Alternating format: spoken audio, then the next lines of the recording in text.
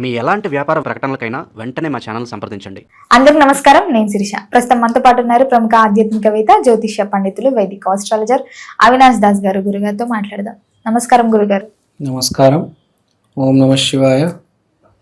ఓం నమో వెంకటేశాయ. గురుగారు, ముఖ్యంగా ఈ ఉగాది శ్రీ పరాభవనమ సంవత్సరంలో ఉగాది ప్రారంభం నుంచి ఎలాంటి విధి విధానాలు పాటిస్తే ఈ ఏడాదంతా బాగుంటుందంటారు? ఉగాది అంటే నూతన సంవత్సరం. మొదటి రోజు ఏదైనా మంచి పనితో మొదలు పెడితే బాగుంటుంది. మంచి పని అంటే బేసిక్గా మన కొబ్బరికాయ కొట్టడం, రామాయణంలో 2 పేజీలు చదవడం, యాచకులకు పేదవాళ్ళకు కొంచెం దానం చేయడం, ఏదైనా మంచి పనితో మొదలు పెడితే చాలా మంచి జరుగుతుంది. బేసిక్గా మనం చూస్తూ ఉంటాం కదా, ఏదైనా మొదటి అడుగు ఫస్ట్ స్టెప్ చాలా ఇంపార్టెంట్. సో ఆ రోజు ఏదైనా మంచి పని చేస్తే చాలా మంచిది. పాత వస్తువుల ప్రభావం ఏమైనా ఉంటుందంటారా? మొదటి రోజు ఇంట్లో నుంచి దరిద్రము, పాత వస్తువులు తీసేయాలి, మంచి వస్తువు కొనుక్కురావాలి. సో పాత సామాన్లు, ఇరిగిపోయిన ప్లేట్లు, ఈ పిచ్చి పిచ్చి మాసిపోయిన దుప్పట్లు ఏమైనా ఉంటే పడేయాలి. కొత్త ప్లేట్లు కొనుక్కురావడము, కొత్త కప్పులు, క్రాకరీ, బెడ్షీట్లు, పిల్లో కవర్లు, సోఫా కవర్లు, చైర్లు, టేబుల్ టాపు, సీలింగ్ ఫ్యాను, ఏదైనా ఇంట్లో కావాల్సిన వస్తువులు మీకు ఇంట్లో కొత్తవి, టీ పొడి, మీకు ఇంట్లో ఆ రోజు ఏదైనా వస్తువు తీసుకురాగలము అంటే తీసుకురండి. కొత్త వస్తువు ఏదైనా కొనగలుగుతారు అంటే మీ స్థాయి బట్టి, మీ స్థోమత బట్టి తీసుకురండి. ఏ వస్తువు ఎక్కువ తీసుకొస్తే బాగుంటుందంట? ఒక్క వస్తువు, ఏదైనా కొత్త వస్తువు తీసుకొస్తే మంచిది. ఈ వస్తువు ఆ వస్తువు అయినా కాదు, ఏ వస్తువు అయినా ఫ్రెష్గా ఉన్నది తీసుకొస్తే మంచిది. ఇప్పుడు ప్రతి వస్తువుకి ఒక ఎనర్జీ అసోసియేట్ అయి ఉంటుంది. పసుపుకి ఒక ఎనర్జీ ఉంటుంది, చాయ్ పొడికి ఒక ఎనర్జీ ఉంటుంది, పాలకు ఒక ఎనర్జీ ఉంటుంది. ఏదైనా మంచిది, ఫ్రెష్, కొత్తది తీసుకొస్తే మంచిది ఆ రోజు. ఇది అది అని ఏం ఉండదు, ఏ వస్తువు తీసుకొచ్చినా మంచిది ఆ రోజు. అది గురుగారు, ముఖ్యంగా మరి అదే రోజు ఏదన్నా పాత వస్తువు తీసేయాలంటే ఇంట్లో మెయిన్ గా ఏది తీసేస్తే బాగుంటుంది అంటారు? పాత వస్తువు ఏది ఇంట్లో ఉంచుకోకూడదు. బేసికల్ గా చాలా మంది ఇంట్లో పెట్టుకునేది ఏంటంటే పాత గిన్నెలు అటకపైన పెట్టి అలా దాన్ని సంవత్సరాలు పోషిస్తూ ఉంటారు. 10 సంవత్సరాలు, 20 సంవత్సరాలు. ఆ రోజు తీసేయాలి. ఐరన్ తీసేయాలంటారు కదా, అవసరం లేని ఐరన్, ఇనుమ వస్తువులు తీసేయాలి. ఐరన్ చాలా ఐరన్ అంటే శని పట్టేసింది అంటారు కదా. ఐరన్ వస్తువు ఇంట్లో తుప్పు పట్టినవి, పాత పడిపోయినవి, లేకపోతే చెదలు పట్టిన చెక్క, ఆ సోఫాకి చెదలు పట్టేసింది, సంవత్సరాలు అలానే పెట్టేస్తారు. ఆ చెక్క గాని ఇనుమ గాని ఇంట్లో ఉంటే తీసేయాలి. గురుగారు, ముఖ్యంగా సింహద్వార ప్రత్యేకత ఏంటంటారు? ఆ రోజు లక్ష్మిని ఆహ్వానిస్తుంటాం కదా, మరి సింహద్వారానికి ఎలా పూజించవచ్చు అంటారు? ఆ రోజు ఇంట్లో మోస్ట్ ఇంపార్టెంట్ ఫస్ట్ సింహద్వారం. ఎందుకంటే మొదటి అడుగు చాలా ఇంపార్టెంట్ అంటారు కదా. జీవితంలో ఏదైనా పని మొదలెడుతున్నామంటే అరే ఎలా ఉందిరా పని మొదలెట్టావు కదా అని అడుగుతారు. సో మన ఇంటికి ఎంట్రన్స్ ఏది? సింహద్వారం. ఇప్పుడు మనిషికి ఫేస్ ఎట్లా? ఫస్ట్ మనిషి కనిపించిన ఫేస్ చూస్తాం కదా, మనిషికి ఫేస్ ఎట్లను ఇంటికి ద్వారం, సింహద్వారం. అట్లా సింహద్వారం చాలా ఇంపార్టెంట్. సో ఆ రోజు సింహద్వారానికి పూజ చేయాలి. పసుపు కుంకుమ పెట్టి కొంచెం పూజ చేస్తే బెటర్ సింహద్వారానికి. First step. ఎందుకంటే ఏదైనా నెగిటివ్ అయినా పాజిటివ్ అయినా సింహద్వారం నుంచే కదా లోపలికి వచ్చేది. సో మనం సింహద్వారానికి పూజ చేసి సింహద్వారం పైన గుమ్మడికాయ కట్టేసి అక్కడ పూలు దండేస్తే చాలా మంచిది. ఏదైనా నెగిటివ్ పాజిటివ్ని ఆపేస్తుంది, నెగిటివ్ని ఆపేసి పాజిటివ్ని లోపలికి రానిస్తుంది. తోరణాలు కడుతుంటారు కదా, దాని ప్రాముఖ్యత ఏంటంటారు? అసలు తోరణాలు ఎందుకు కట్టాలి? తోరణాలు ఎక్కడ? సింహద్వారానికే కడతారు.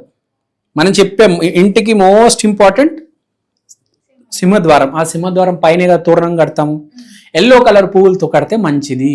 ఎల్లో కలర్ అంటే గురువుకు సంకేతం. ఎల్లో కలర్ గురువుకి సంకేతం. నంబర్ 3 అనేది గురువుకి సంకేతం. సో ఎల్లో కలర్ పువ్వులతో కడితే తోరణాలు చాలా మంచివి. గురుగారు, మరి ఆ రోజు దరిద్ర లక్ష్మిని బయటకు పంపే మార్గం ఏదైనా ఉందంటారా? ఉందండి. ఇంట్లో కాస్త పాజిటివ్తో పాటు నెగిటివ్ ఎనర్జీ వచ్చేస్తుంది. నెగిటివ్ అంటే దరిద్ర లక్ష్మి, అదృష్ట లక్ష్మి, దరిద్ర లక్ష్మి అని 2 ఉంటాయి. ఇద్దరు అక్క చెల్లెళ్ళు బేసికల్గా, అదృష్ట లక్ష్మి, దరిద్ర లక్ష్మి అని. సో ఇంట్లో ఆ దరిద్ర లక్ష్మిని బయటకు పంపించేయాలంటే లక్ష్మి ఆ లక్ష్మి అంటారు. సో మనము వాటర్తో క్లీన్ చేస్తాం కదా ఇల్లు, దాంట్లో కొంచెం సాల్ట్ పసుపు వేసేయాలి. ఫస్ట్ సాల్ట్ వేసి కడిగేయాలి, దరిద్రం అంతా వెళ్ళిపోతుంది. తర్వాత పసుపు వేసి కడిగితే పాజిటివ్ అంతా హోల్డ్ అవుతుంది.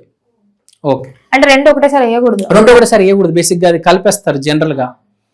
రెండు కలిపినా పర్లేదు, ఎవరి పని వాళ్ళు చేస్తారు. కానీ ఎప్పుడైనా ఫస్ట్ సాల్ట్ వేసి ఒక రౌండ్, తర్వాత పసుపు వేసి ఒక రౌండ్.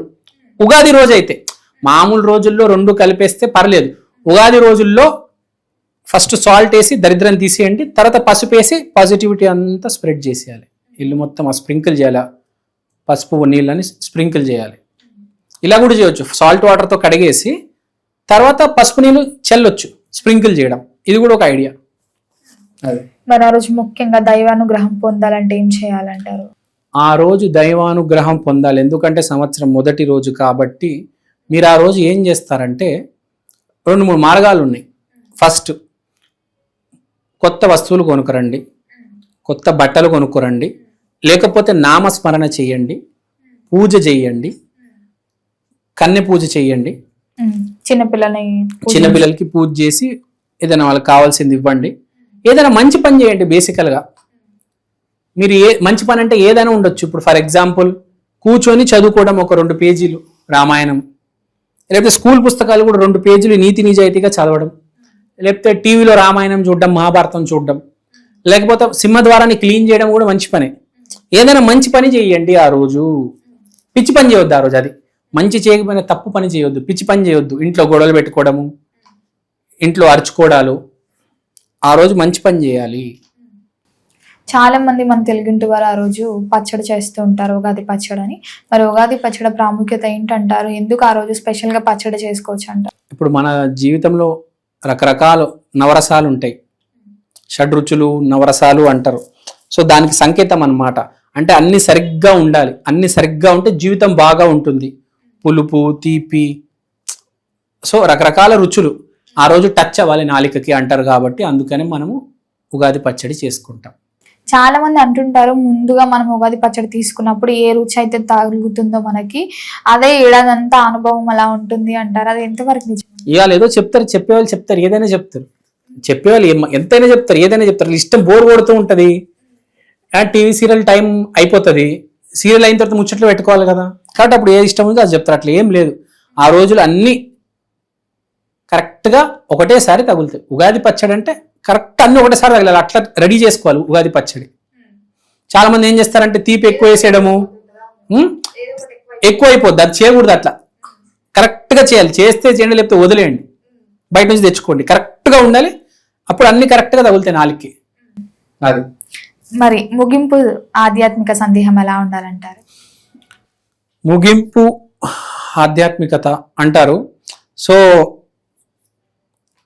బేసికల్గా మీరు పాజిటివిటీతో స్టార్ట్ చేసి పాజిటివిటీతో ఎండ్ చేయాలి. పొద్దున్న లేచారు, నామస్మరణ చేశారు, రాత్రి కూడా పడుకునే ముందు నామస్మరణ చేసి పడుకోండి. ఆధ్యాత్మికతో ముగింపు.